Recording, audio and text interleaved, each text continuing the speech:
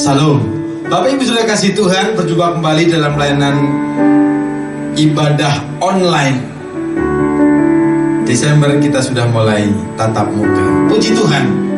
Mari kita bangkit berdiri dan kita masuk hadirat Tuhan dalam ibadah ini. Pertolongan kita adalah dalam nama Tuhan yang menciptakan langit dan bumi, yang memelihara kesetiaan sampai selama-lamanya, dan yang tidak pernah meninggalkan pekerjaan tangannya. Kasih karunia dan damai sejahtera dari Bapa dan Tuhan Yesus dalam persekutuan Roh Kudus menyertai saudara sekalian. Amin. Shalom. Bahagia rasanya kita dapat bertemu kembali di ibadah online ini. Kami akan mengajak saudara-saudari semua untuk bersukacita, menyambut kedatangan Tuhan dan menyambut bulan Desember yang akan datang. Mari kita bersukacita, kita akan memuji nama Tuhan. Tiada besar, tiada terukur besar kasih setiamu Tuhan. Yes. Tiada terukur besar kasih setiamu Tuhan. Yes. Panjang dan lebarnya melebihi lautan. Jauh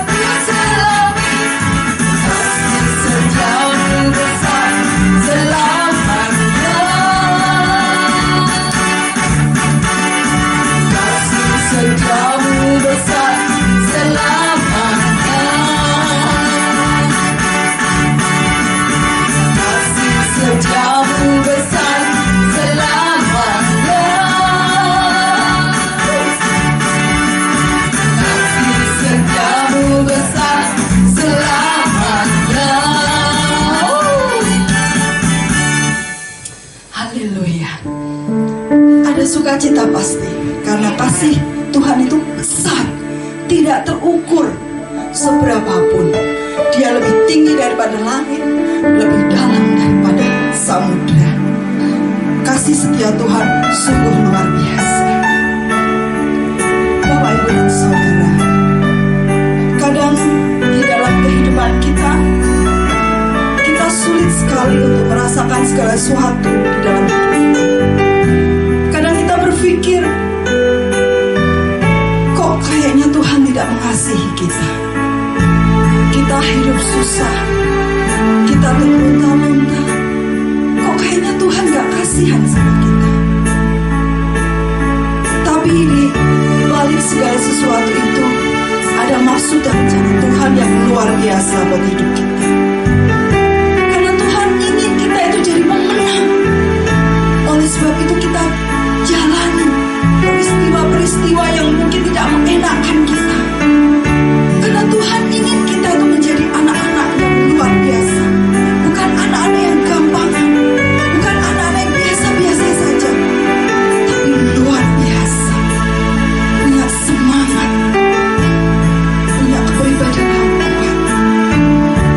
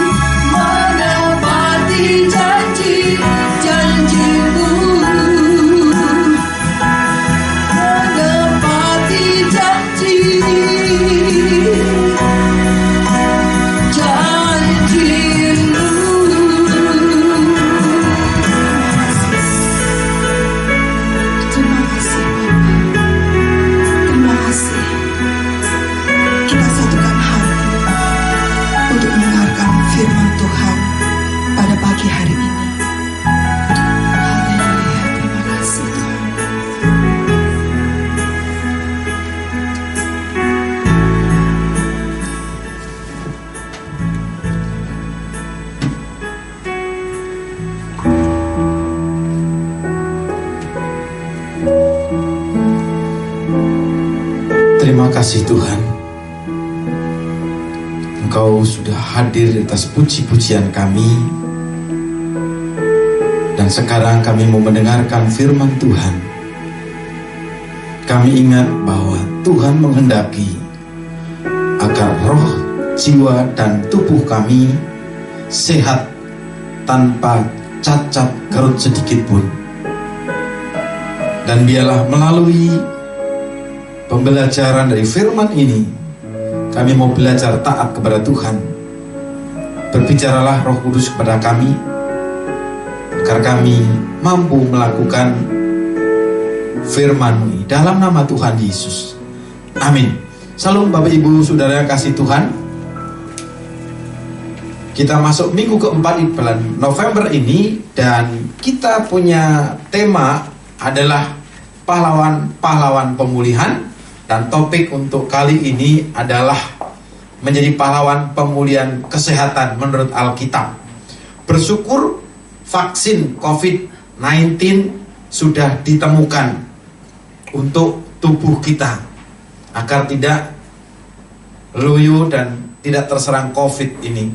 Tetapi lebih dari itu, kebutuhan kita bukan hanya tubuh ini, tapi roh, jiwa, dan tubuh kita harus sehat. Harapan saya Bapak Ibu Saudara dalam keadaan sehat rohani, jiwani, dan jasmani. Jangan lupa obatnya. Olahraga yang cukup, minimal 10.000 langkah tiap hari berjalan kaki. Kemudian berjemur jam 9 sampai 10 pagi supaya dapat vitamin D. Kemudian asupan vitamin yang cukup dan tidur cukup. Nggak kurang, nggak lebih. Karena kekurangan dan kelebihan tidur itu imunnya juga akan turun. Ada benarnya pepatah yang mengatakan bahwa tubuh kita itu merupakan gambaran dari apa yang kita makan. Namun antara harapan dan kenyataan itu sering berbeda. Banyak orang yang ingin bertubuh atletis bagi laki-laki atau ingin langsing bagi kebanyakan perempuan, tapi mereka tidak memiliki penguasaan diri dalam hal makanan. Orang yang bergaya hidup sehat biasanya memiliki kesadaran dan kepedulian tinggi, bukan hanya pada dirinya sendiri, tetapi pada sesamanya juga. Karena itu, topik khotbah 22 November ini adalah menjadi pahlawan pemulihan kesehatan menurut Alkitab, bukan menurut yang lain. Ternyata Alkitab sudah berbicara tentang kesehatan dari sejak semula, dari sejak Tuhan menciptakan manusia.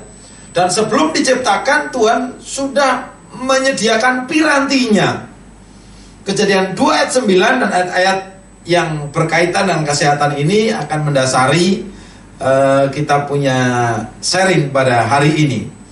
Kata Alkitab tentang hidup sehat ini melalui Musa, di bawah pimpinan Musa. Kejadian 2 ayat 9 ini menulis, lalu Tuhan Allah menumbuhkan berbagai-bagai pohon dari bumi yang menarik dan yang baik untuk dimakan buahnya. Nah, kata bumi di sini, sekalipun dalam terjemahan bahasa Indonesia itu sama bumi dengan kata Kejadian 1 ayat 1, tetapi pada Kejadian 1 ayat 1 itu istilah bumi ini dalam bahasa Ibrani memakai istilah Eretz. Sedangkan di Kejadian 2 ayat 9 terjemahan bahasa Indonesia itu pakai bumi tetapi pakai istilah Adama, yaitu bahan yang sama yang dipakai untuk membentuk fisik manusia ini. Nah, ini mengindikasikan bahwa sumber makan makanan manusia jasmani ini adalah tumbuhan yang tumbuh dari tanah, sebagaimana bahan baku tubuh kita ini diciptakan. Nah, zaman modern ini banyak sekali rumah sakit, tenaga medis juga banyak yang nganggur karena kurang job. Obat-obatan semakin banyak, semakin bagus, tetapi ironisnya kenapa orang sakit sekarang ini masih banyak, bahkan timbul penyakit-penyakit baru yang sampai belum ketemu obatnya sampai hari ini, virus corona ini. Karena topik kali ini tentang kesehatan, karena itu mari sama-sama belajar. Kita akan memeriksa pola makan kita masing-masing jika ingin hidup lebih sehat dan usia panjang. Itu Musa yang pertama memperingatkan kita agar kita mengkonsumsi makan makanan yang dari bumi, tumbuh-tumbuhan, kacang-kacangan, kemudian syukur-syukur Bapak Ibu bisa vegetarian, itu luar biasa. Dari tokoh Daniel, tokoh atau pahlawan kesehatan, ini tokoh vegetarian. Daniel 1 ayat 12 dan 15. Ayat 12 mengatakan, adakanlah percobaan dengan hamba-hambamu ini selama 10 hari, dan biarlah kami diberikan sayur untuk dimakan dan air untuk diminum. 15. Setelah lewat 10 hari ternyata perawakan mereka lebih baik dan mereka kelihatan lebih gemuk daripada semua orang muda yang telah makan dari santapan raja, dan mereka lebih cerdas dibanding dengan yang lain. Setidaknya ada 2 hal yang menyebabkan Daniel tetap sehat dan cerdas. Yang pertama, dalam kasus ini Daniel lebih memilih vegetarian. Coba lihat makanan raja.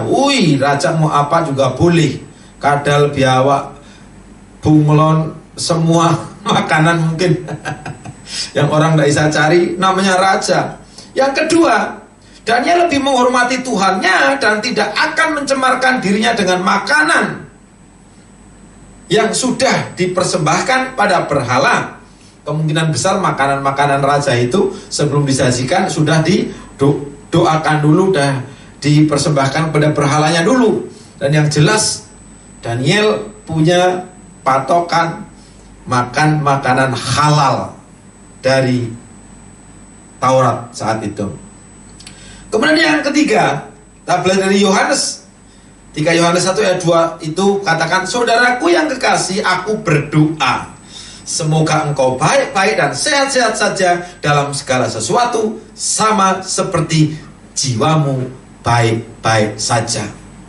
Jadi sehat itu bukan hanya masalah tubuh, tapi masalah jiwa juga harus sehat.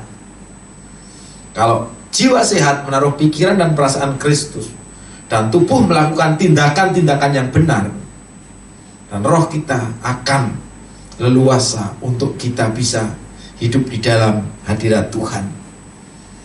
Paulus menulis dalam 1 Korintus 6 ayat 19-20,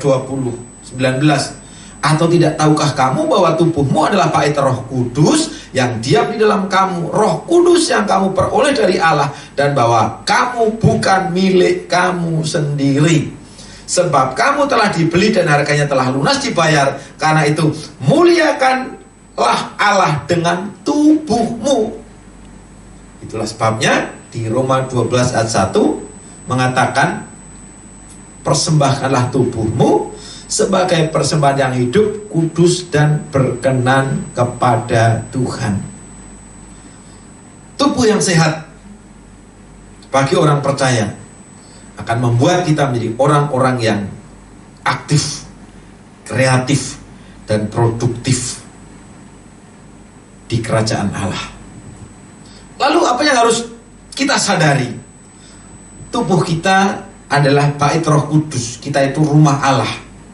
Dan menyadari hal ini belum cukup, tetapi sudah bisa menjadi alasan bagi kita orang percaya untuk mempedulikan tubuh kita.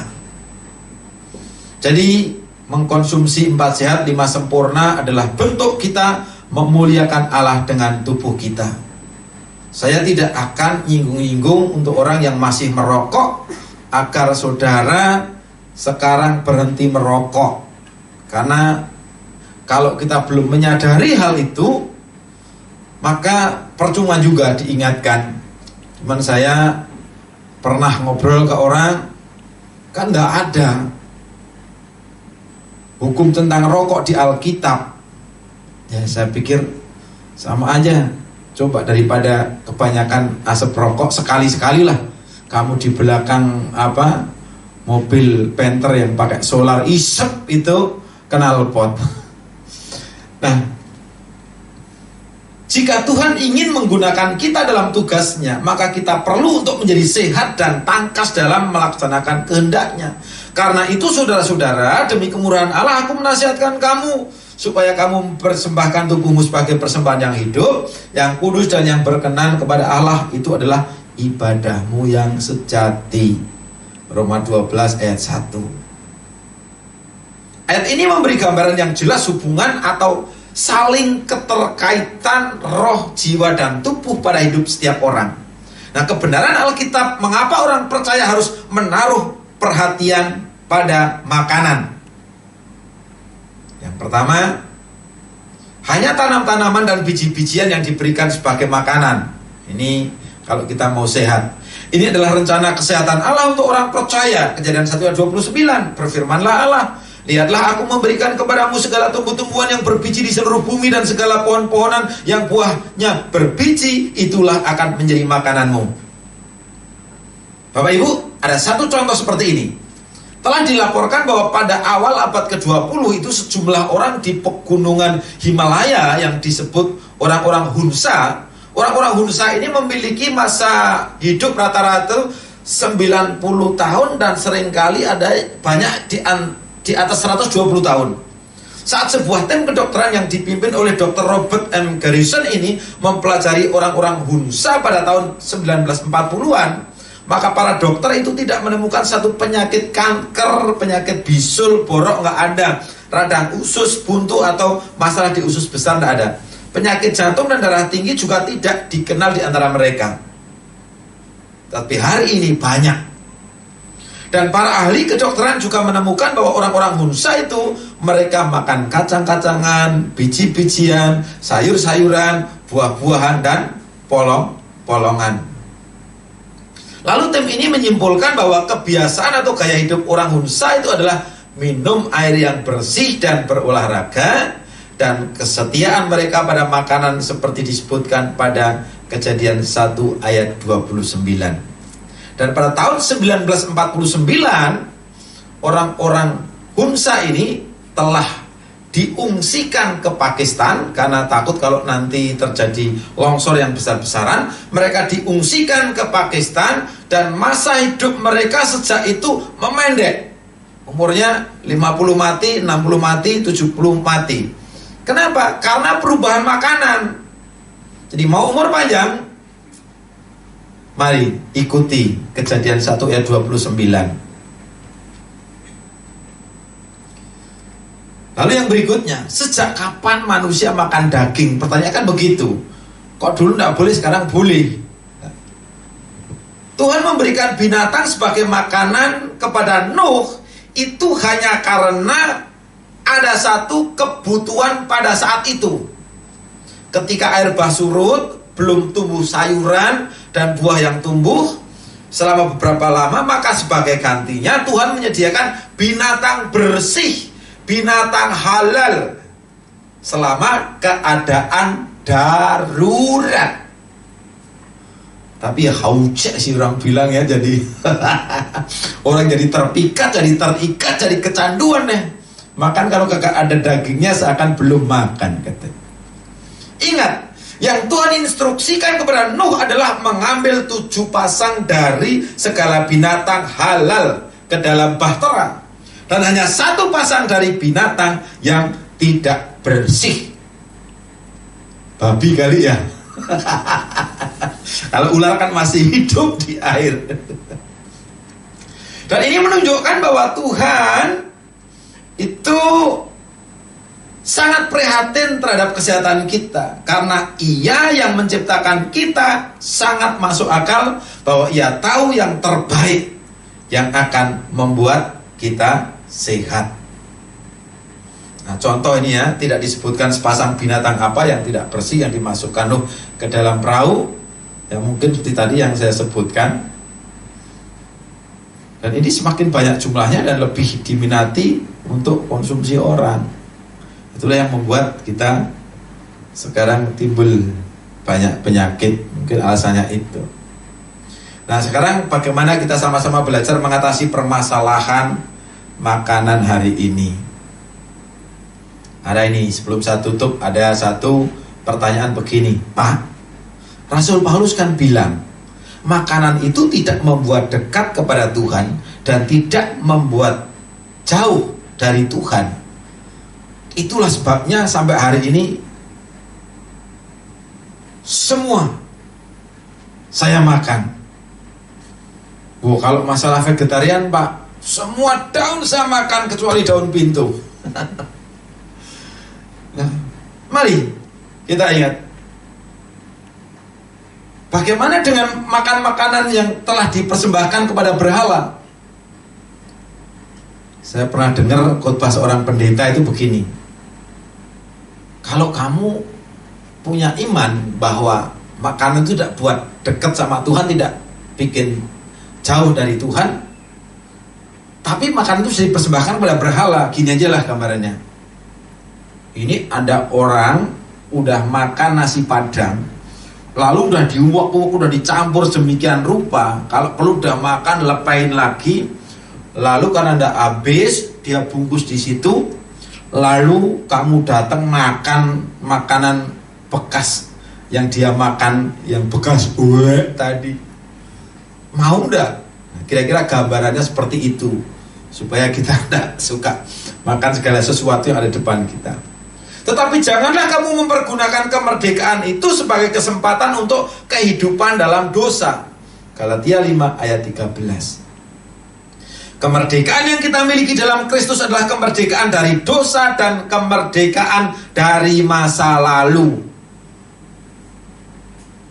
Hidup baru kita dalam Kristus adalah salah satu sukacita, tetapi bukan salah satu dari sikap tidak bertanggung jawab. Karena itu mari kita bertanggung jawab atas kesehatan roh kita dengan mengkonsumsi firman Tuhan.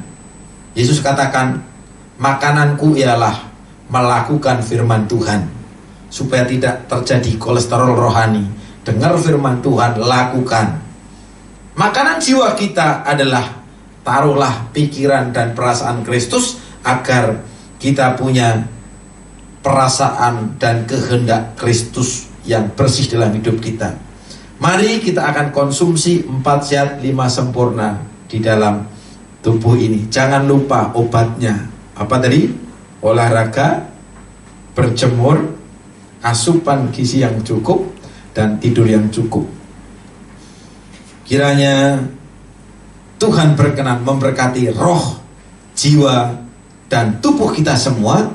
Dan kalau kita sudah menemukan kesehatan roh, jiwa, dan tubuh kita, jangan kita hidup sendiri, bagikan kepada yang lain, dan Tuhan terus akan memberkati saudara. Terima kasih Tuhan Yesus, kami sudah mendengar firman Tuhan, dan biarlah hidup kami sehat, bahagia, dan hidup lebih panjang dengan taat kepada Tuhan dan diberkati Tuhan. Terima kasih Tuhan, biarlah melalui tubuh ini kami bisa mempermuliakan Tuhan. Kehadiran kami di tengah-tengah masyarakat, tengah keluarga, tengah pelayanan pekerjaan kami, nama Tuhan dipermuliakan. Banyak orang diberkati melalui kehidupan kami, dan kami dilayakkan sebagai persembahan yang hidup, kudus, dan berkenan kepada Tuhan. Terima kasih Tuhan Yesus. Biarlah roh, jiwa, dan tubuh kami tetap melekat kepada Tuhan, taat kepada Tuhan, sehingga kami sukacita di bumi dan di surga nanti. Dalam nama Tuhan Yesus kami berdoa. Amin. Haleluya, puji Tuhan. Firman yang sangat indah buat diri kita. Mari kita jaga tubuh kita, mari kita jaga kesehatan kita. Makanan kita adalah firman Tuhan, supaya hidup kita ini menjadi sehat. Karena hidup kita, tubuh kita ini adalah persembahan buat Tuhan. Persembahan yang hidup adalah diri kita. Haleluya, amin. Bapak, Ibu, dan Saudara yang dikasihi Tuhan, mari kita dengarkan pengumuman pada hari ini. Bapak, Ibu, dan Saudara, ada kabar gembira bahwa mulai bulan Desember tanggal 3 kita akan mengadakan ibadah tatap muka. 1 kali ibadah, yaitu pukul 11 waktu Indonesia bagian Barat.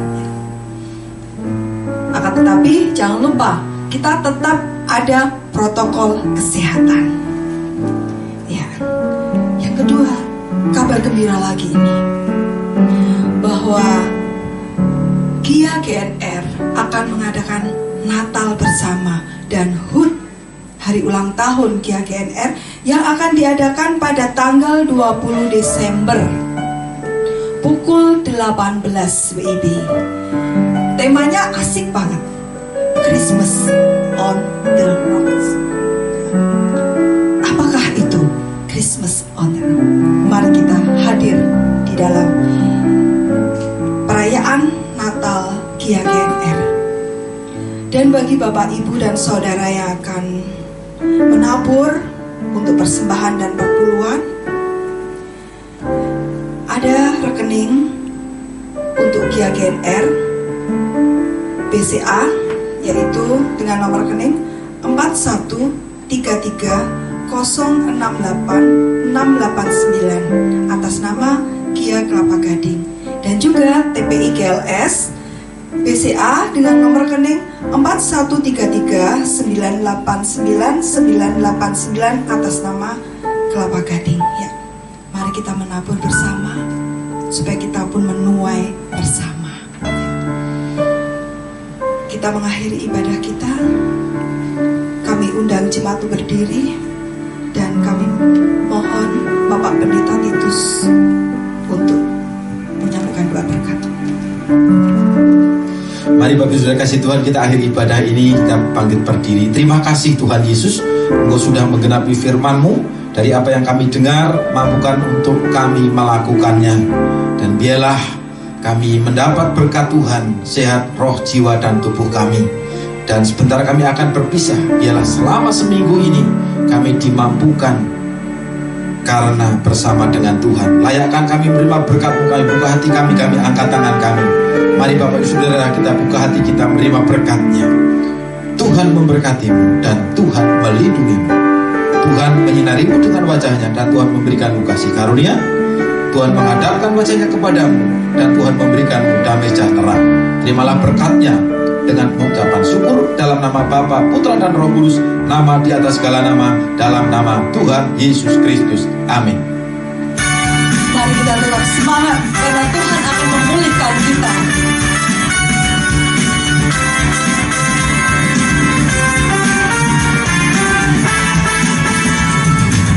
Kan ada kebangkitan yang besar, kan ada pemulihan di hidup kami, kan ada kebangkitan yang besar yang berseru kepada Yesus, yang berseru kepada Yesus dipulihkan.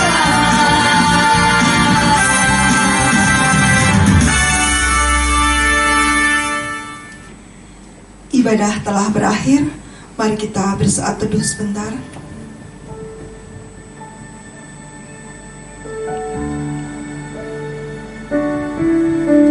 Selamat hari Minggu. Tuhan Yesus memberkati.